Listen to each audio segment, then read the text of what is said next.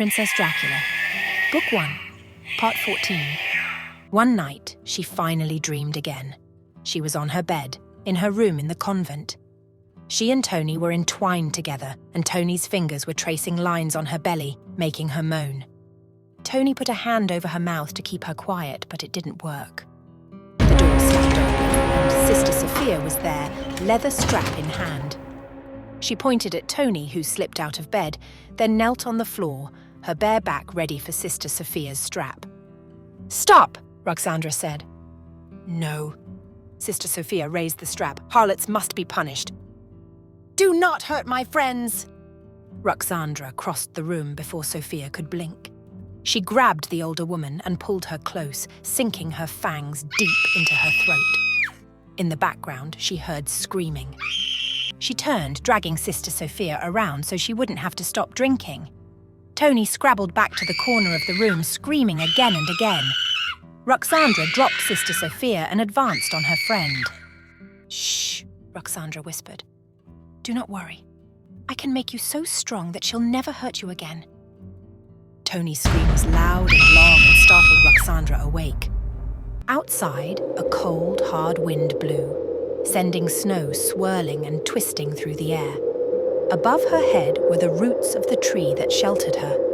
In her stomach, the hunger grew. Images sprang in her head. Looser, Maddie's naked body, Tony moaning and grabbing at her flesh. Each one's neck was so round and warm, the flow of blood running beneath so strong and full of magic. The sun was still in the sky. She had to sit there, haunted by memory and images of what could be, and the rumbling of a hunger that would become unstoppable. When the sun set, Ruxandra stepped out of the den and began walking. She kept her ears and eyes and nose open. She knew the smells of the forest now. She could tell at 100 yards where there might be rabbits or squirrels. She could avoid the packs of wolves that ran in the mountains. She knew the smell of bear and could tell when a cave or overhang was actually a den.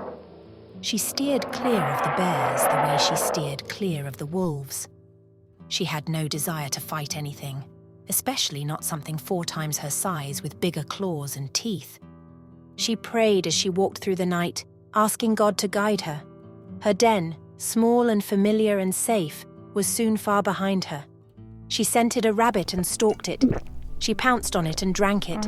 The hot red blood and the little beast's struggles as its life faded sent a wave of pleasure through her. She wanted more, needed more, but the night was almost gone. This time, she dug her lair in the side of a hill.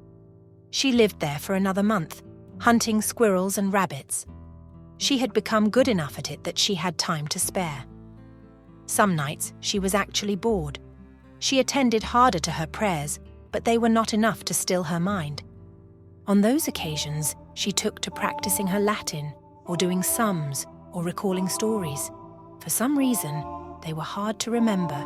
The prayers she did every day stayed in her head. Anything else that she had done before she became what she was grew hazy, as if it were a dream. Almost like her life before was being erased. When the game had moved on, so did she. That became the pattern of her life. A few weeks in one place, then food would go short and she would move again. She cleaned herself when she could. Around her the world thawed. She noticed it first in the air. The cold lessened. The nights grew shorter, though they were by no means short. The crisp hardness of snow vanished, replaced by soft, squishing mud. And by the time she moved to her next spot, the ground she had to dig through to make her cave was nearly thawed. Buds appeared, small, fragile bits of green amid the brown and grey of early spring. It rained instead of snowed, leaving Ruxandra wet and miserable. She tried not to go hunting in it, but the hunger drove her into the cold and wet. Those nights, the smarter creatures had found shelter, and she had to dig into their burrows to catch them. She would come home muddy and annoyed, but at least her belly was full. She prayed a little harder on those nights, hoping God would give her the strength not to feel miserable about it all. It didn't work. The last of the snow vanished, even from the deepest gullies and darkest ravines. The ground turned green, and the first flowers of the spring bloomed in a profusion of colour, red, yellow, orange, and even purple. Ruxandra admired each one. inhaled each one, and tried to avoid crushing them as she hunted. Sometimes the rabbits would go right through them, though, and she would chase after. It made her sad when she turned back, but there was nothing to be done. She couldn't let her prey get away for the sake of a few blossoms. Then she found the pond. The sun had just gone down. She was following a trail of rabbit tracks. She wasn't a good tracker yet, but she was getting the idea. She followed the tracks up to the water before she realized what she stared at. The pond was wide and deep, though far too small to be called a lake. A stream flowed in one side and out the other, keeping the water fresh and clean. The edges were surrounded with cattails and tall grass, and Ruxandra found the trails of animals leading up to it. There were rabbit and deer tracks, and mystery tracks she soon determined had been left by a badger. All of them had come there to drink. Ruxandra circled the inside twice, looking and listening. The rabbit was long gone. Night insects flew over the top of the water, and above them bats swooped down, snapping their teeth. Ruxandra walked down to the edge of the pond and stepped in. The water was so clear that Ruxandra could see her reflection. "Oh dear God," Ruxandra whispered, "what have I become?" The woman reflected in the water was filthy, so filthy that Ruxandra could barely see her skin. Blood and dirt coated her face in a thick layer and ran in dark brown streaks down her neck and shoulders. Ruxandra raised one hand and rubbed at her cheek, but it wouldn't come clean. The grime was thick and embedded in her flesh. Her hair hung in tangled mats. It looked less like hair than wet, unteased wool, shorn from a sheep, and then left in a pile for a week.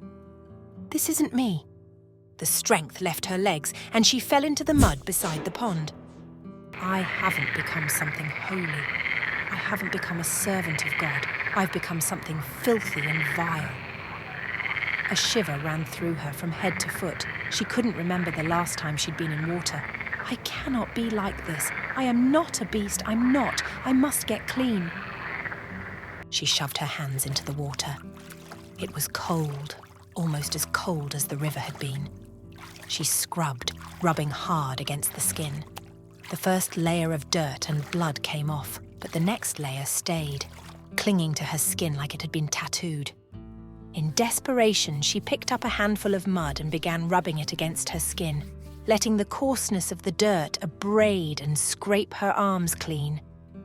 5 times she rubbed the mud. 5 times she splashed water on it.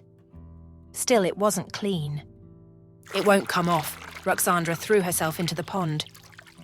The water wrapped around her, cold enough to freeze every muscle in her body, but only for a moment. She pulled her head above the surface, her matted hair flinging and sending water flying. She got her legs under her and struggled gain traction on the slimy mud beneath. Her feet slipped and sank. For a moment, she thought she might sink in, might lay entombed and trapped forever. Then she found firm footing. She attacked her arms again, squatting below the surface to grab more mud to rub the filth from her flesh. Again and again, she dunked until both arms were clean. A breeze rippled the water of the pond. It flowed over the wet cloth of her dress, pulling away what warmth was left in her. She looked down and for the first time realized how filthy the dress had become. Blood, dirt, and other stains Ruxandra couldn't guess at covered the fabric.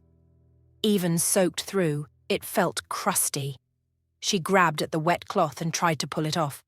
It clung like a snake wrapped around its prey, not wanting to let go. She pulled hard at it and heard a seam rip. It was almost enough to make her cry. She had to get it off, had to get the vile thing away from her flesh. But it was the only clothing she had. She couldn't afford to destroy it. "Calm down, Ruxandra. I'm not a beast to roam naked. I need the clothes." She forced her hands down before she ripped the dress more. "It will come off. Go slow and it will come off." Suddenly, her vampire senses were heightened. Ruxandra's eyes scanned the dark woods, senses keen, searching for danger as her breath steadied. Survival demanded vigilance. She could not afford weakness. A strange wind blew in behind her, followed by silence. She froze in place. Someone, or something, was behind her. "Is that you?"